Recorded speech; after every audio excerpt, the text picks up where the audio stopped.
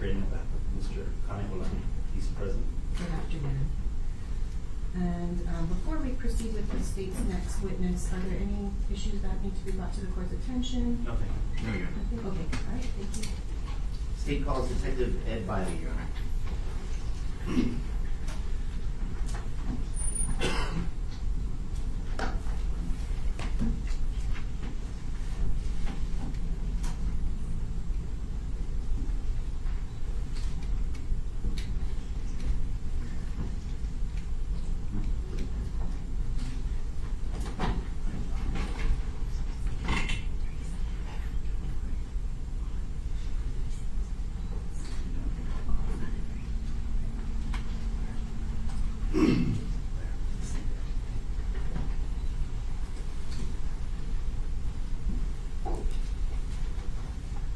Detective, if you go ahead and raise your right hand.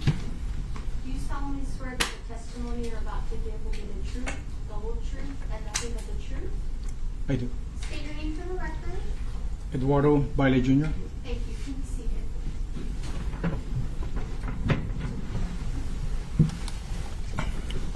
Before we begin, can I have you just spell your name for the record, please? First and last. First and last name. First name is Eduardo, Eduardo. Last name is Bayle, Bayle. Thank you. And how are you currently employed? I'm a police detective at the Maui Police Department. How long have you been with the Maui Police Department? 20 years. How long have you been a detective? 2 years. Detective, were you so employed and assigned on August 15th, 2025, just a week ago Friday? Yes, sir.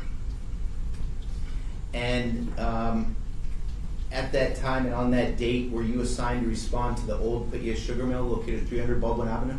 Yes, sir. And this was in the evening hours, correct? Yes, sir. Okay. And for what reason were you assigned to respond? I was assigned for as a detective for a officer-involved shooting. Shortly after you arrived, did you encounter a male individual who was receiving medical attention at the scene at 300 Baldwin? Yes, sir. Okay, can you tell us about where you encountered this particular individual? He was behind the mill, the old sugar mill. He was handcuffed, and fire department were there, giving him treatment along with 2 other police officers. And when you came to this particular area where the individual was receiving treatment, were you able to get a good look at his face? Yes, sir. If you saw him again, do you think you'd recognize him? Yes, sir. Do you see that individual in this courtroom today? Yes, sir. Could you point him out and just describe what color shirt he's wearing for us, please? He's wearing an orange shirt. Your Honor, may the record reflect the witness has identified the The defendant. witness has identified the defendant. Thank you. Sir, did you have occasion to notice any items on the ground next to the defendant while he was receiving medical treatment? Yes, sir. What did you notice? In close proximity, I noticed a cell phone, a 9mm magazine, set of keys, and a duck call for hunting. And did you come to learn these items were taken out of his pocket while he was receiving treatment? Yes, that's what the officers told me.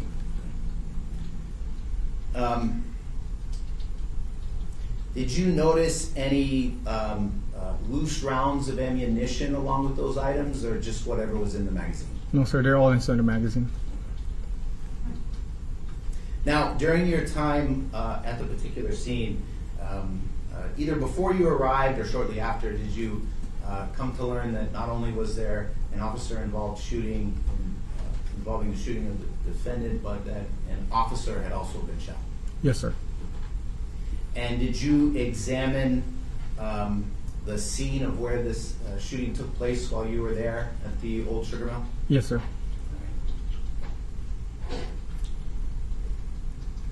Sir, I'm going to show you here on the screen what's already been entered into evidence as State's Exhibit 2.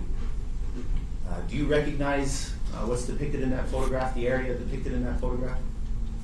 Yes, sir. Okay, and what does that appear to be? That appears to be the aerial view of the area of the scene where Officer O was shot. And when you say where Officer O was shot, you're referring to Officer Suzanne O, correct? Yes, sir. Okay. And you had an opportunity as a part of your examination of the scene to examine this specific area? Yes, sir. And while you examined that area, did you come to recognize an item which is in the center of that photo there in the dirt? You see that item there? Yes, sir.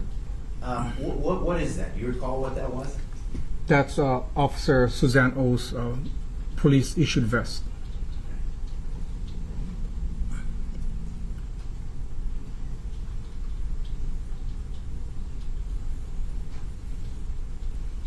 And how did you know it was Officer O's vest? It has her name on it. Was that vest recovered as evidence in this case? Yes, sir. And was it photographed as well? Yes, sir. I have states 18 and 19.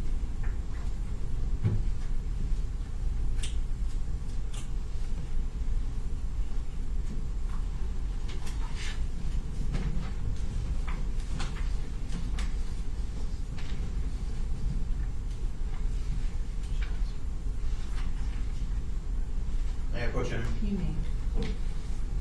So I'm going to hand you what's been marked for the purposes of identification as States Exhibit 18 and 19. You go ahead and take a look at those. I'll give you a moment.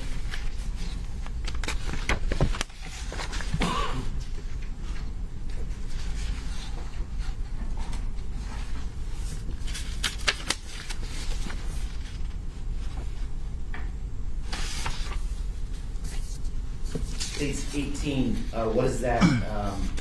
What is that exhibit? This picture is the front view of the vest that Officer O was wearing.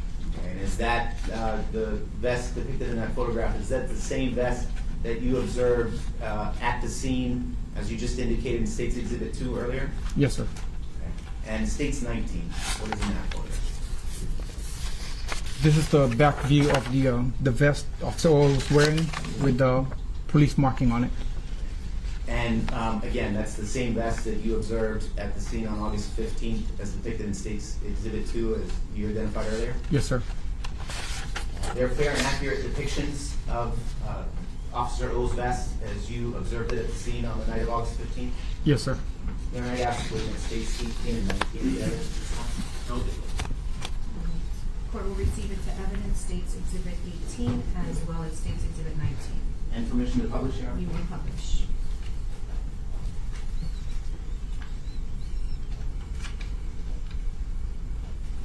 Sir, taking a look at States Exhibit 18, what is on the right-hand side of that vest, upper right-hand side toward the, what would be, I assume, the shoulder strap? What is in that area?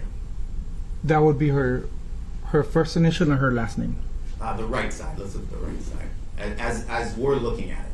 As we're looking at, the Yes. right side is the badge. Okay. And on the left side, as we're looking at it, what's there? That is her first initial and her last name. Showing you what's now in evidence of States 19 and the marking of police across the back. Is that as you observed it and described it earlier? Yes, sir. Okay. And is this particular vest, as I go back to States 18, is this standard issue? Yes, for the sir. most part? Yes, sir.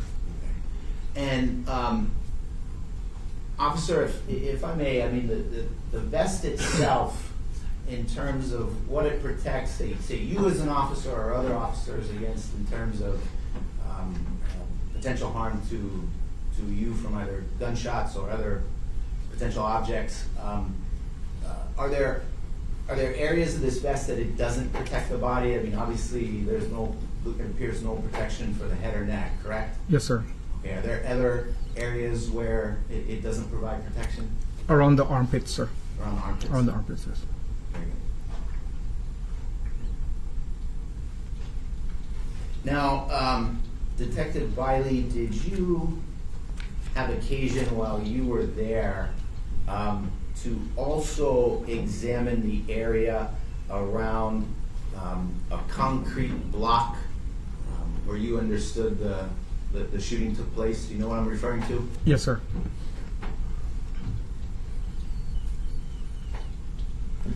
I want to show you what's been admitted into evidence as State's Exhibit 4. Do you recognize what's depicted in that photo in State's Exhibit 4? Yes, sir. And that is the concrete block we were referring to earlier? Yes, sir. Okay. On the night of August 15th, while you were at the scene following the shooting of Officer O, did you examine the area depicted to the right of the cement block for any potential evidence that evening? Yes, sir, I did. Okay. And what, if anything, did you find? We found a loaded pistol, black pistol with extended magazine. We also found 2 live ammunition and 1 spent cartridge in that area. Okay. Now, can you just describe for me, please, when you say live ammunition, what do you mean by that? That it hasn't been fired yet. Okay. And when you say a spent casing, what do you mean by that? That the ammunition actually was fired, and it's just it's no longer it can't be fired anymore. Okay, so the projectile is no longer attached. No longer to the attached. casing. Yes, sir.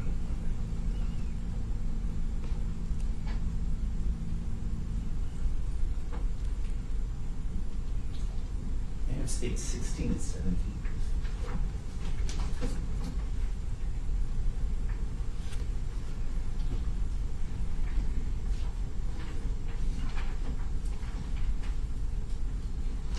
May I approach, Your Honor? You may approach.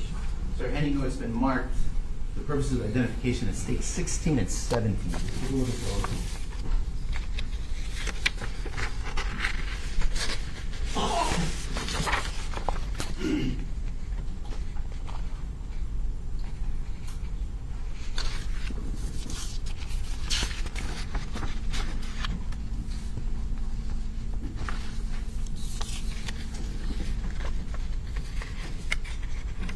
Sir, State 16, what's exhibited in that photograph? This exhibits one of the live rounds and one of the spent casing that I mentioned earlier. And is there also a numbered evidence marker in that photograph? Yes, sir. Number 4. And are those did you observe that live round in that casing yourself on the evening of August 15th? Yes, sir. And was it the area that we indicated earlier behind the cement block that was in State's Exhibit 4 earlier? Yes, sir. And is that a fair and accurate depiction of the live round and casing with evidence marker 4 as you observed it on the evening of August 15th? Yes, sir. So if I can have you take a look at State 17. What's in that photograph? That depicts the other live round that I was mentioning. So there's 2 live rounds that we found, and that's the other one. And it's labeled number 6. And does that photograph, State 17, fairly and accurately depict the live round marked with evidence marker number 6 in the photograph as you observed it on the evening of August 15, 2025? Yes, sir. Merit asked to admit State 16 and 17. No. Court will receive into evidence statements 16 and 17.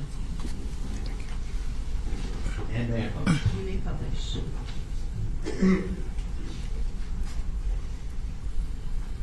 So, Detective, with the court's permission, if I may have you step down from the stand. Is that all right, Your Honor? Yes, Detective, please.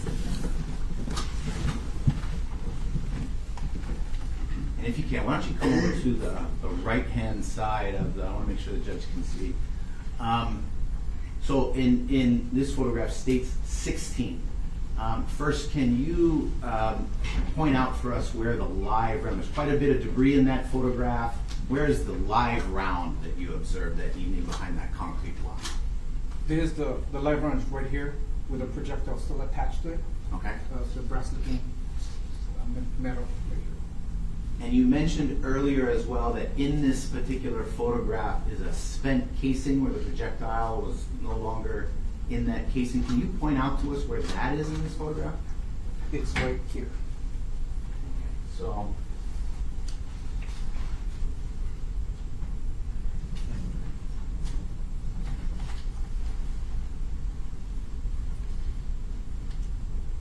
Have I caught it there? Yes, it's right here. Okay. So it appears that there's a twig kind of over that spent Over it, casing. yes. Is that correct?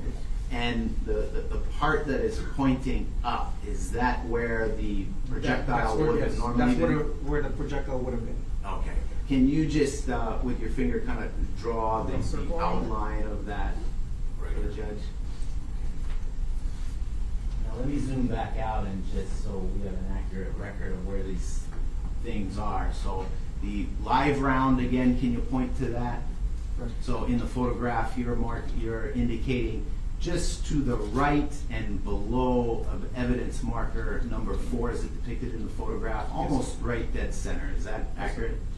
And again, the spent casing, can you point to that again? Right here. Okay, so that's underneath the marker number 4, past the measurement indicators, between a couple twigs in the lower third of the photograph, a little bit toward the right-hand side from the center line. Is that accurate? Yes, sir. If I can show you State's Exhibit 17, it indicated that this was for another live round. Can you indicate where that live round is in State 17? Okay, right here. Again, you're indicating lower quarter of the photograph below the right-hand side of evidence marker number 6, kind of right in the middle of the photograph on the, I guess, horizontal axis. Is that accurate? Yes, sir. Now, Detective, going back to State's Exhibit 4 here, can you just the approximate area of where those live rounds and that spent casing were found? Can you just point to us there the approximate area of where you saw those items? It was right around this area. Okay, so you're at the far right-hand side of the photograph near what looks like a rusted pipe coming Yes. down. Is that accurate? Yes.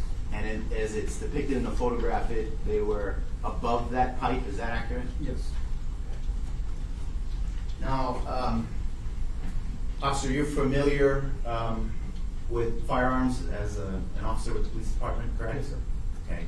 And did you recognize what caliber those rounds were? They were marked 9mm. And the 2 live rounds, did they resemble in any way the rounds that were in either the magazine that you saw over where the defendant was being treated, or the other magazine that was recovered from the scene? Yes, sir. Very pretty similar.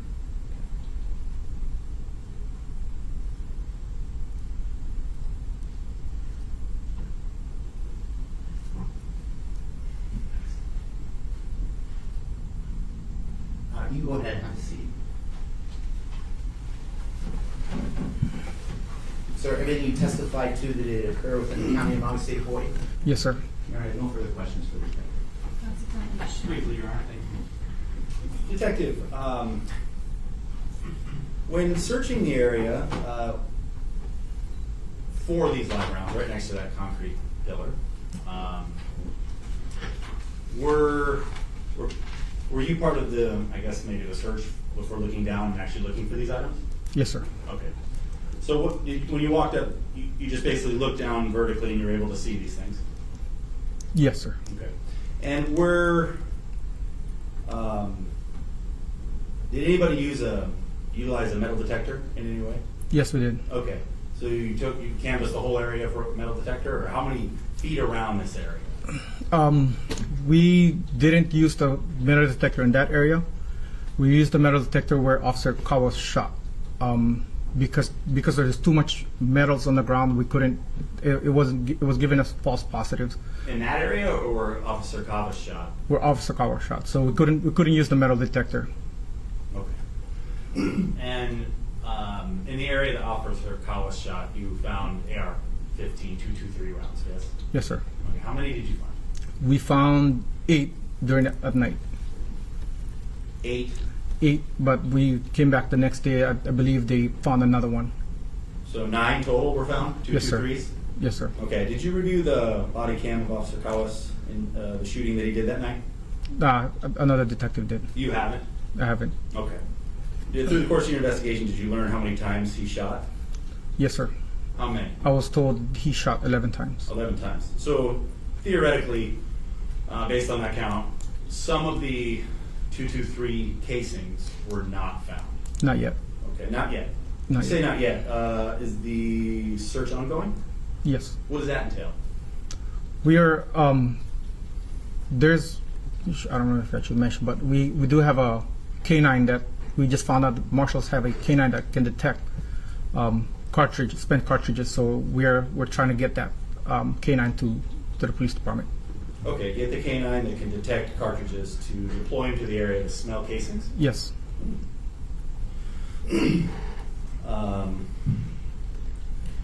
And obviously, all of these rounds were eventually picked up and put and saved for evidence, correct? Yes, sir. Did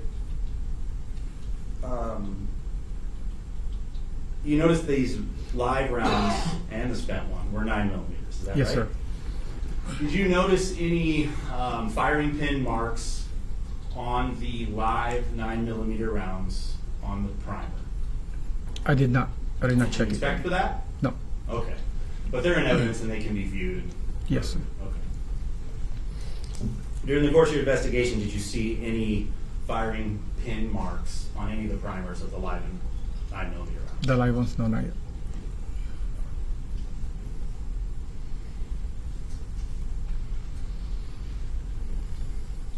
Thank you. No further. Just briefly, Your Honor.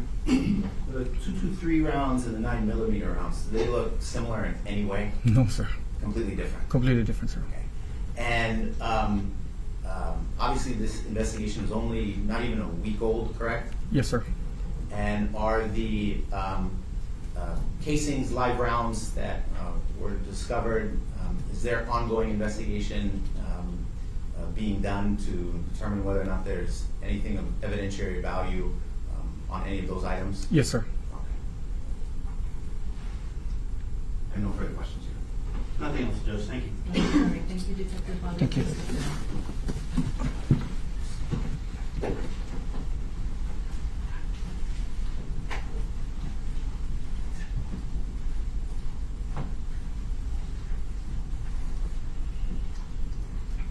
Your Honor, the state calls Steven Landsiedel.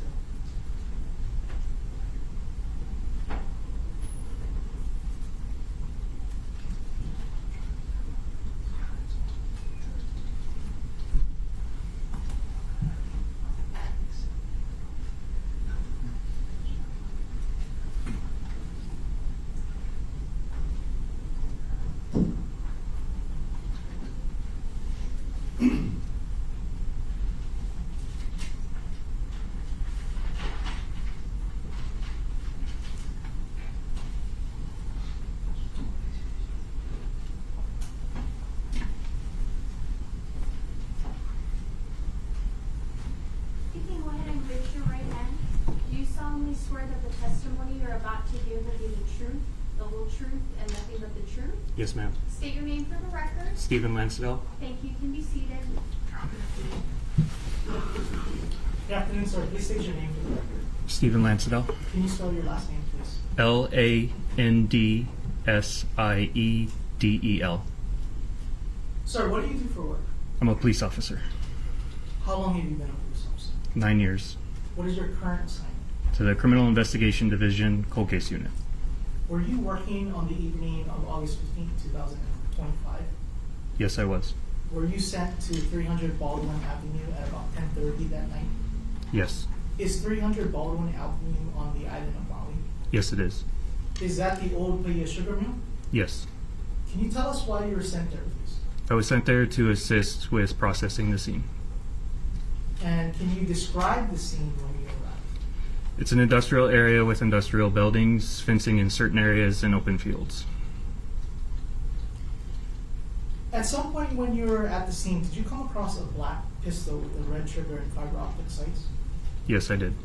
When did you first see the pistol? When Sergeant Bayle was clearing the firearm. When was that? Where was that? I'm sorry. It was located in a kind of open field area where there was a concrete pillar. When you first saw the pistol that you described, was there anything that stood out to you about the ammunition magazine? That it was within the firearm and it appeared to be an extended magazine. What do you mean by extended magazine? It's a high capacity, holds more than 10 rounds. Was the pistol eventually clear? Yes. And what does that mean and how do you do that? Sergeant Bayle removed the magazine and then made sure that there was no rounds chambered.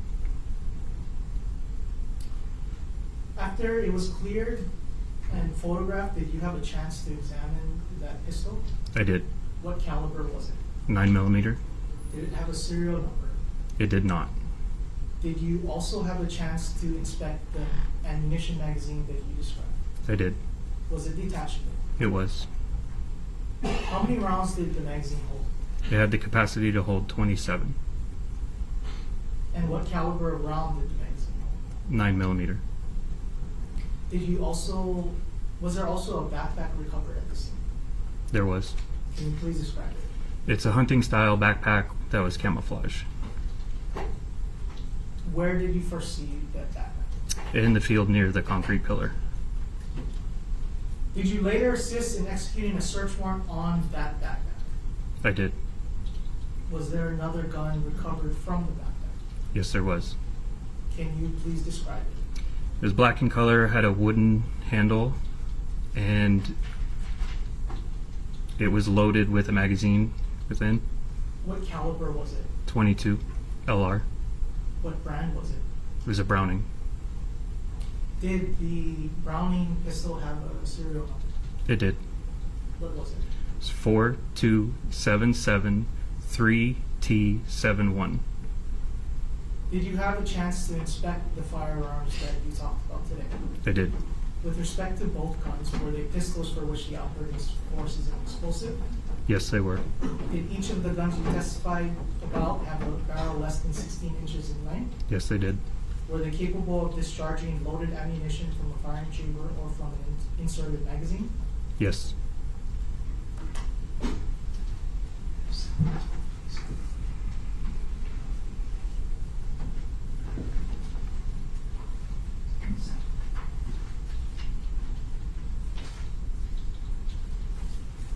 Permission to approach, Your Honor. May I approach? Officer Landsiedel, for the record, I'm handing you State's Exhibit, what's been marked as State's Exhibit 7 and 12 for identification. Can you please take a look at those and look up at me when you are done?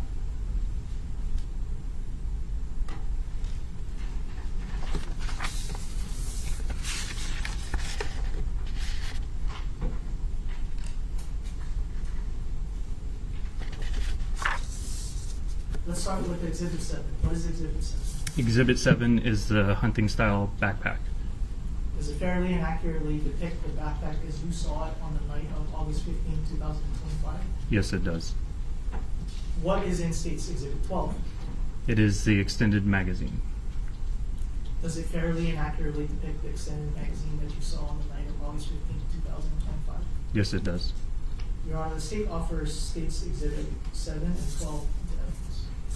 Oh, Court will receive into evidence State's Exhibit 7 as well as State's Exhibit 12. Thank you. Permission to publish. You may publish. And may the witness please step down. Officer, you may step down. Thank you, Your Honor. Officer Landsiedel, please stand to the right of the screen. So on screen now is State's Exhibit 7. Can you please tell us what that is? This is the hunting style camouflage backpack that was located at the scene with the backplate facing up towards the sky. Thank you. State's Exhibit 8.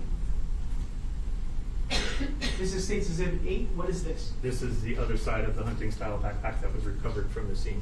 This is the same backpack. Yes.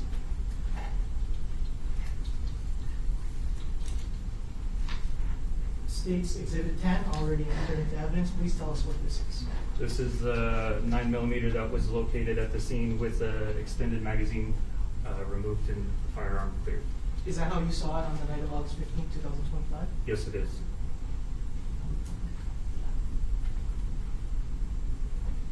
This is State's Exhibit 11, previously entered into evidence. Please tell us what this is.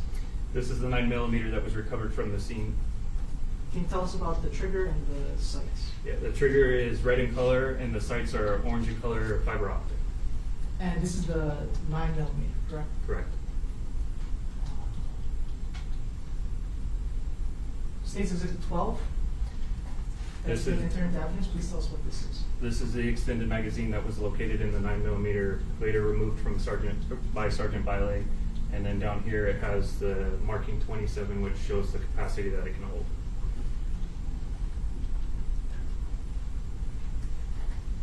State's Exhibit 13. This Please is tell us what this is. this is the 22 that was recovered from within the hunting style backpack.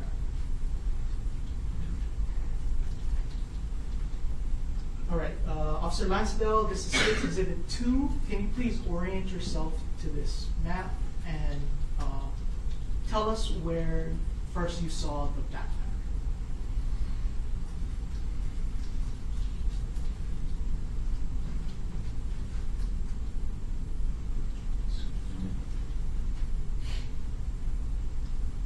The backpack was located right here.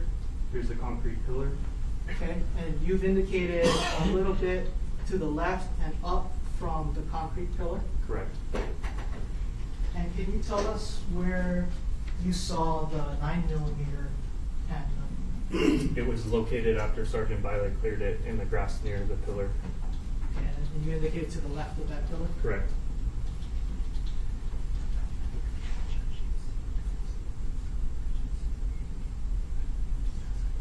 Your Honor, were you able to see where? I did. He moved enough for me to see. Thank you. Sorry, Your Honor. That's okay.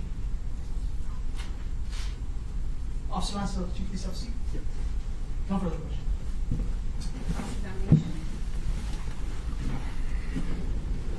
Officer, when you and the detective that just testified, Bayle, examined the firearm, was there a round chambered when the firearm was confiscated? I didn't get to examine it that closely at that time. You don't know. I don't know. And you testified that the magazine, well, that there was a 27, number 27 on the back of the magazine. And you said that that indicated how many rounds it would. Did you load it yourself and see if it would hold that many? I did not.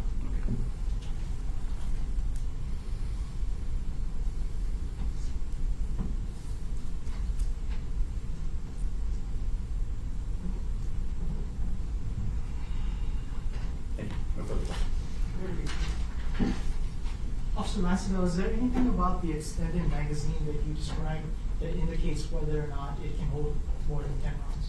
Yes, the markings on the side, as I stated earlier, the 27 with the hole indicates that it has the capacity to hold 27 rounds. Does the length of the magazine also matter? Yes. And what does that indicate? It indicates that it can go beyond 10 rounds, the capability of holding 10 rounds. Thank you. At this time, Officer Landsiedel, you may step down. Thank you, Your Honor. Your Honor, the state calls Dr. Jeremy Stuelpnagel.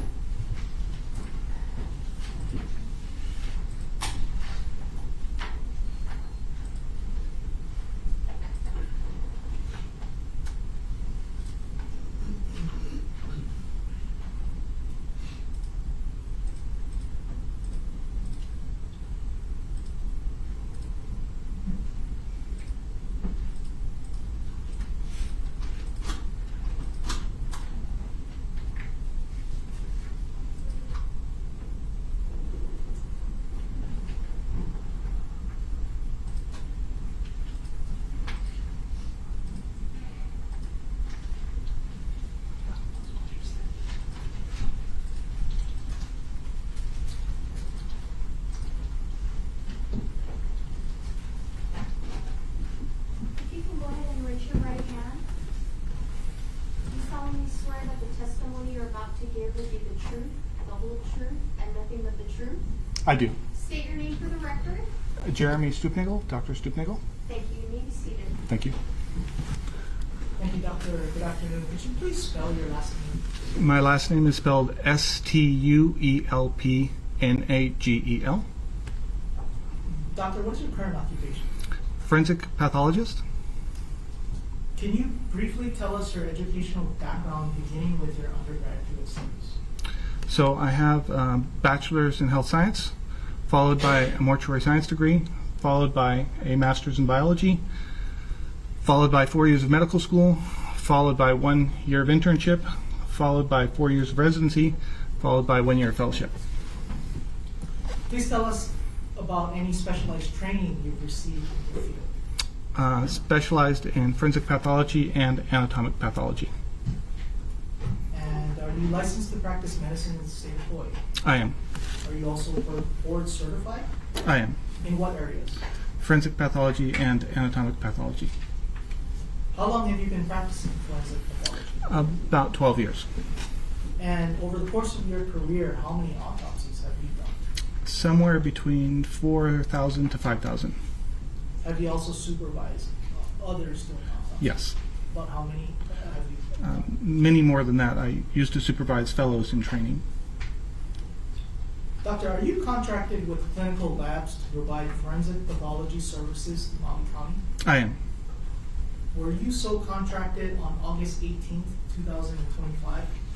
I was. On that day, did you perform the autopsy of Suzanne O? I did.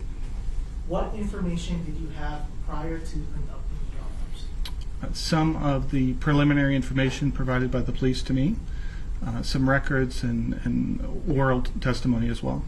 And based on that, what was your understanding about how Suzanne O came to be before you? That she was out in the field and had been shot. Is it standard practice for a forensic pathologist to rely on this kind of information in Yes. forming their opinions? Yes. Can you tell us your initial observations of Ms. O's body? She was received wrapped in some sheets, and there had been some early medical therapy, and there was a gunshot wound to the left side of her torso or chest. Did you also perform an external examination? Yes. So we look at the body as is, documenting disease and or injury, and then continuing with an internal examination. Now, you mentioned a wound that she had. Can you please describe it? Circular gunshot wound of the left side of her chest or torso. What did you do after you conducted your external examination? Afterwards, we proceed with an internal examination looking at the body from the inside for disease and or injury. And what did you find during the internal examination? The gunshot wound on the left side had come through her chest, injured her heart and lungs, and caused internal bleeding. And what type of, I'm sorry, let me ask this. Were you able to determine the path that the bullet took through the body? From left to right. And the injuries that you mentioned, were they all caused by this gunshot? Yes. Other than the injuries caused by the gunshot, were there any other notable injuries that you saw? Nothing of significance. Other than the injuries caused by the gunshot, were there any signs of natural disease? Nothing of significance, no. Doctor, what caused Suzanne O's death? A gunshot wound at the torso. Is everything you testified to accurate and reliable based on the principles and techniques accepted in your field of forensic pathology? Yes. Nothing further.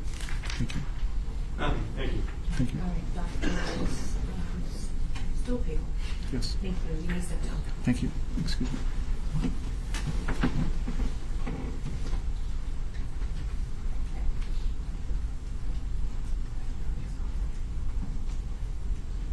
Mercy has no further witnesses regressed. Nothing from the defense. At this time, did you want to make arguments then? Briefly, Your Honor. Sure. The state is asking this court to find that we have offered sufficient evidence to lead a person of ordinary caution or prudence to believe and conscientiously entertain strong suspicion that the defendant has committed counts 1 through 6 as alleged in the felony complaint filed in this matter. On August 15th, 2025, Timogen Williams, the caretaker and resident of 300 Baldwin Avenue, the Old Sugar Mill, while assessing his property late at night, approximately 8 p.m., noticed that there was a light in the field behind the buildings of the old sugar mill. A trespasser, potentially. Originally thinking that he had frightened the trespasser off, he was walking back to the area from which he came on a road when he encountered the defendant up against the hill, leaning back against his backpack, 2 pistols in his hands, one in each hand, his hands resting in his lap. He turned his flashlight in the defendant's face. The defendant stood, pointed both firearms at him, said, "Turn the light out. I'm going to shoot you, or I will shoot you." At this point, the defendant went up a steep grade, down a roadway, toward a fenced area with a gray metal tank. Mr. Williams testified that he took cover behind a pole, and as the defendant was moving away from him, the defendant took one shot while looking away from him back at Mr. Williams, continued on for some distance before he turned, looked at Mr. Williams where he was and shining his light, aimed his firearm, pulled the trigger, and fired at Mr. Williams. The defendant fired multiple other shots, one of which Mr. Williams could not see the defendant's orientation, several more which he could. The defendant, back behind the gray metal tank, described and indicated in State's Exhibit 1, before the defendant fled over a fence and into a ditch in the area of where the shooting took place. Mr. Williams testified that during this time, when he was being shot at, that he did contact police by dialing 911. He was on the phone with dispatcher. The defendant heard him. We know this because the defendant yelled out to Mr. Walton, not only turn off the light, but get off the phone.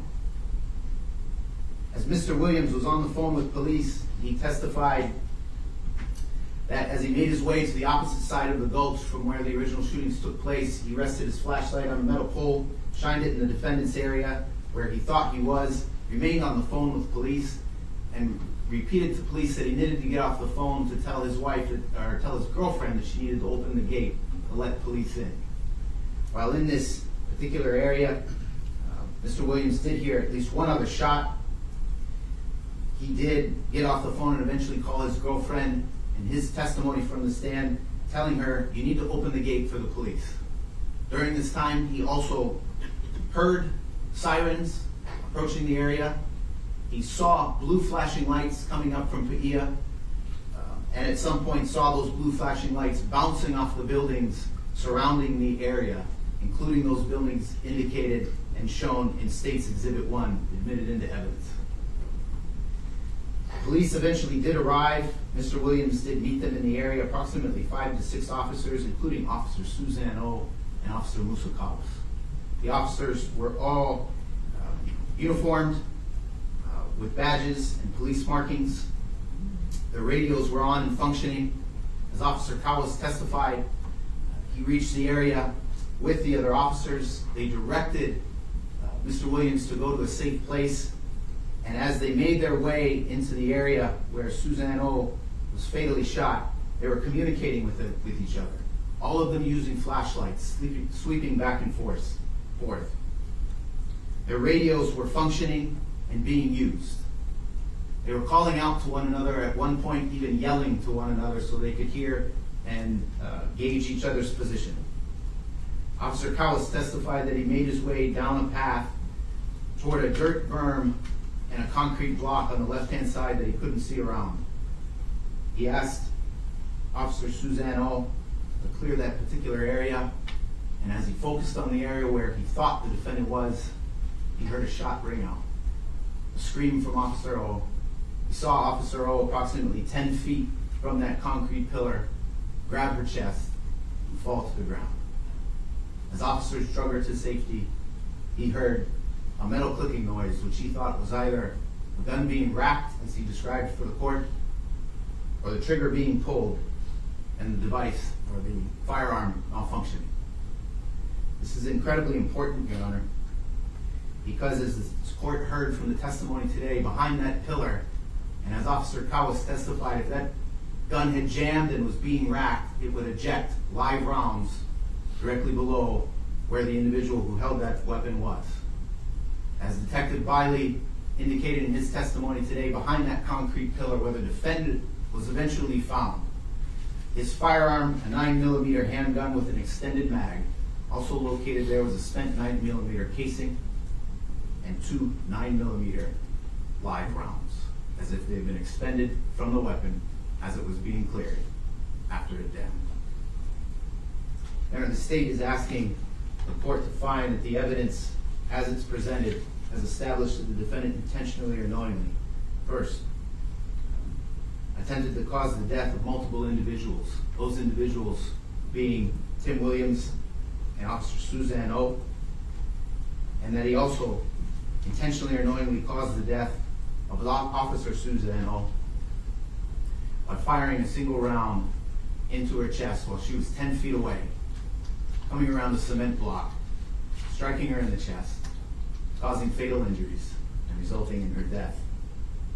There is no argument that can be made to suggest with any reason, common sense, or logic that the defendant had no idea of knowing either that officers were in the area or that this was some sort of accident. It's ridiculous to suggest it, and at this stage, certainly a stage where we are asking the court to find probable cause, the state has met its burden. We have established probable cause for counts 1 and 2, as well as the use of a firearm in the commission of a separate felony, ownership or possession prohibited, and evidence of possession of an extended magazine. We are asking the court to find probable cause with respect to all 6 counts, bound this matter over to the circuit court for arraignment and plea within 7 days. Thank you, Your Honor. Nothing for now, thank you, Your Honor.